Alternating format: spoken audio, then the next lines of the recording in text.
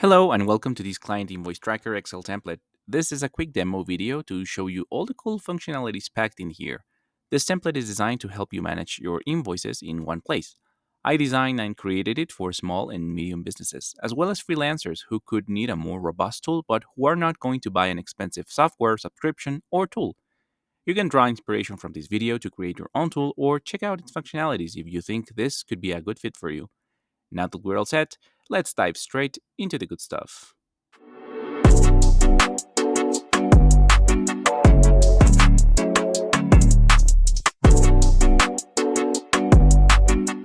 I want to use our time together to give you a quick overview of this template. Let's begin with the structure. So, this file is a subset of the all-in-one CRM and Client Invoice Tracker. This template implements only the Invoice Tracker component. Like in the Complete CRM and the Lite Edition, the client database acts as the common and foundational elements. Here you will store all your client's data. And the advantage of Excel is that it's offline and secure, so your data is safe. The Invoice Tracker comes with the invoices as well as the payments components, together with an interactive and automated dashboard for you to get better insights into your business and make better decisions.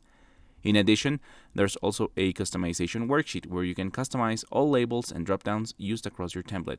Let's take a look at how to customize your template. The first thing you'll do is you will see a general client attributes dropdown here in the leftmost section of the customization worksheet. So for instance, you can decide if you want to change or add any values to better classify your clients or even set their status or priority levels, for example. Next, you will find a section for the database labels and then a very cool currency formatting setting. So here you will select your preferred currency from these dropdown, and that will automatically change the currency format throughout the entire template. Obviously, this won't work for cells that are not included in the currency ranges that are already defined, since Excel does not automatically allow for regional currency formats. But for example, you can see that the default is the US dollar, but you can set it to whatever you want. So for example, British pounds, or say what happens if I select euro, and then I go to my dashboard, for example, everything now is in euros. If I go to payments, same thing. If I go to invoices, same thing. So if I go back to customization, and now say I select also British pound, so that's a different one. I go to dashboard, now it's in pounds, payments, pounds. You can see that whatever symbol I select here is applied to your template. Obviously, this is not just making foreign exchange conversions, it's just adding the format to your template. As I said, the US dollar is the default currency, and I'm just gonna leave that selected here for this example. There are more than 20 different currencies you can choose from, and all major ones are included here. Similar to your client database labels, next up you will also find labels for the rest of the worksheets. So for example, here you have the invoice labels, and then you will have the payments labels, and lastly, the dashboard. In each of these sections, you will have all the labels and sometimes additional dropdowns that you will also customize if needed. Now, let's talk about your database. You can store all your client details here in the client worksheet. The table is structured around four main categories. You have the client details, then business information, you have an account management section, and then you have the financial and sales performance section.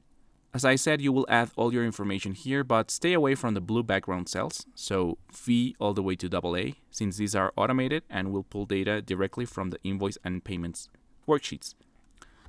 To add a new client, you will simply go to the first blank row, and you will start typing all your data in each of the columns. By default, the template comes pre-formatted with 1,000 different rows, but obviously you can add more if needed. One very important thing is that the clients in this database must be unique.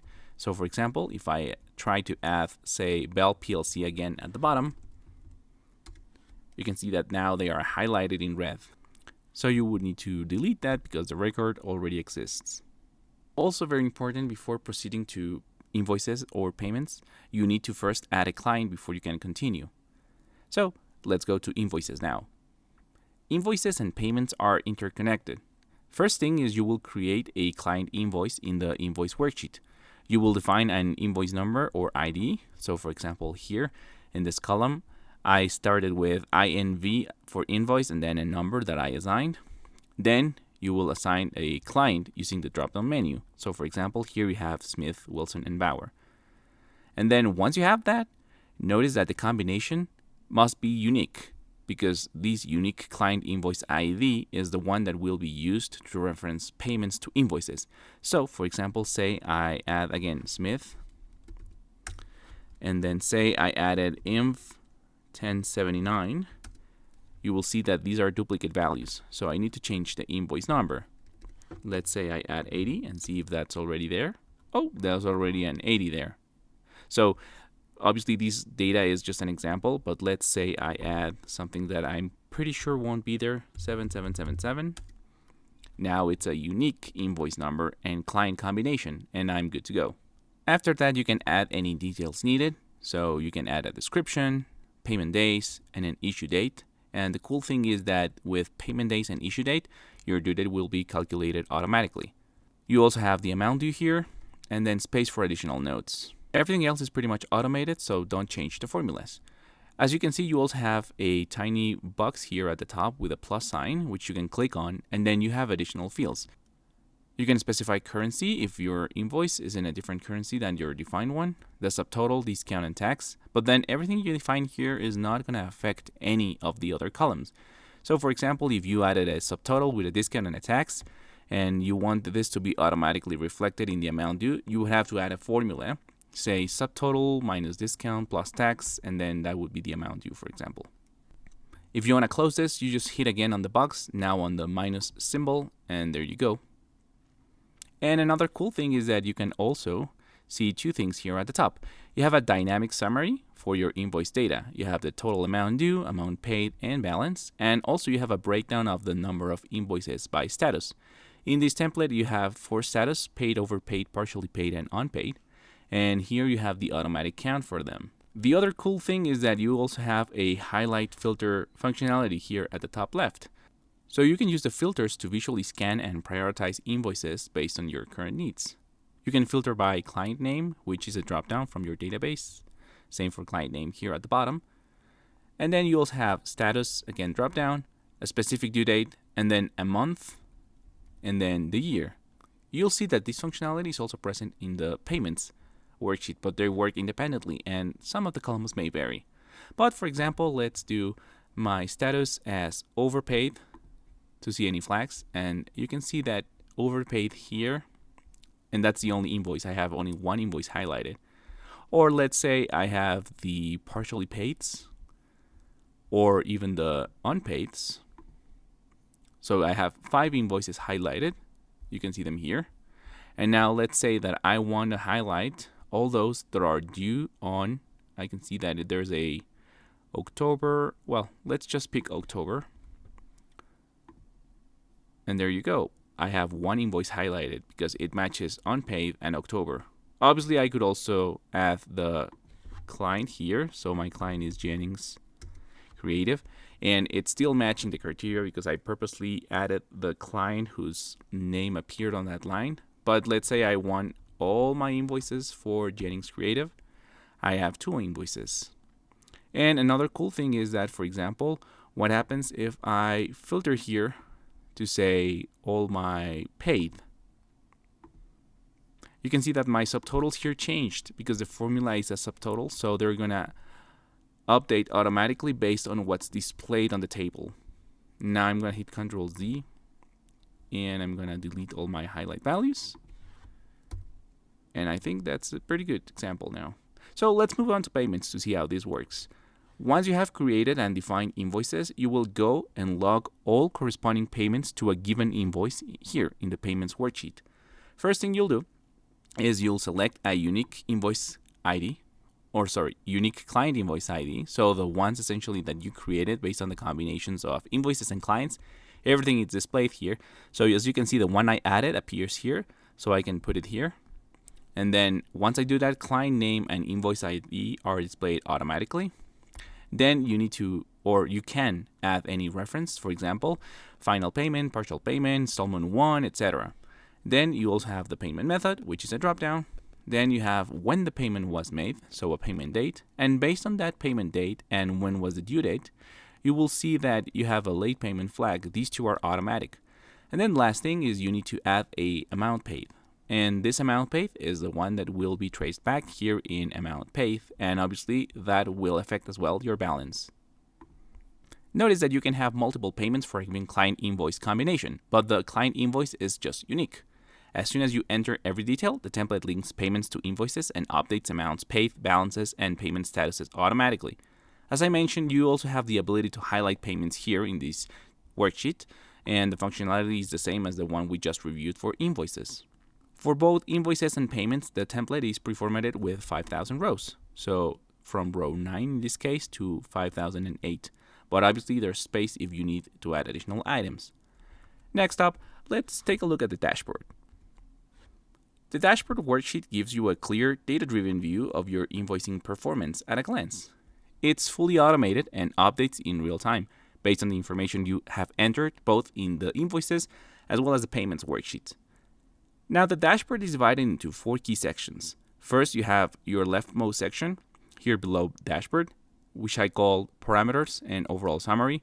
Then you have a monthly breakdown, so the blue colored boxes. Then you have a quarterly overview, which is the same format as the boxes, but in a darker blue. And then at the rightmost part of the dashboard, you have a 12-month summary table, as well as a graph on the top. The parameters are a kind of filter that lets you refine the data displayed. So for example, you can define a specific client name, a year, or a date type. Client name, for example, let's take a look at a random client. So this one, Vong Ltd. As you can see, as soon as I selected it, it was activated. And now everything you see here refers to only that client. So every monthly breakdown, quarterly aggregated value, as well as the graph and the table has been updated to only reflect the invoices and payments of that client. I can also select a year. So for example, I can specify that I only want to see 2026. I have nothing in 2026, 2025. So there you go. It was only 2025 data for this client. And then the data type specifies different accounting rules. So first one is issue date. So everything is going to be referenced against the issue date of your invoice. And then the second one is the due date. So the due date of your invoice. Notice that there is a difference because normally invoices have a different issue date and due date, and they can even have months apart difference. So issue date is the default value, but you can also have due date, and that changes slightly the view. Now, obviously, since this is pulling every single thing that you have defined in your database, if you don't specify the year, it's going to throw every year. So if I do 2025, for example, notice that it changed because I also have data for 2026 in this example. So let's do that now, 2026. And there you have it, the graph changed. And if I delete it, as I said, now everything is being aggregated, which is not very useful, but I mean, it could be useful if you want to see some periodicity in your business over the years, for example. As I said, the dashboard is based on the invoices worksheet, which is in turn linked to everything defined on the payments worksheet. You can see that you have a summary of amounts due and paid, invoices, and payment status on each of the boxes that are referring either to a month or to a quarter. And you also have the same here on the left. And finally, you also have a cool bar indicating the progress of payment. So in this case, 60% of whatever was due in May has been paid. That's why there's an open balance, which is in red, and that's why the amount paid is less than the amount due, exactly by 40%. So total 60% of the amount due has been settled. There's one unpaid invoice, and there are a total of 5 invoices that are due in May. That's how you would read that. So that's it. Thanks so much for watching. I hope you found this video helpful, and feel free to give it a thumbs up or leave a comment below. I will continue to upload demos as well as free tutorials and courses to help you level up, so feel free to subscribe and stay tuned. And if you're interested in more productivity and planning tools, check out my store. The link is down below in the description. Until next time, stay productive, stay awesome.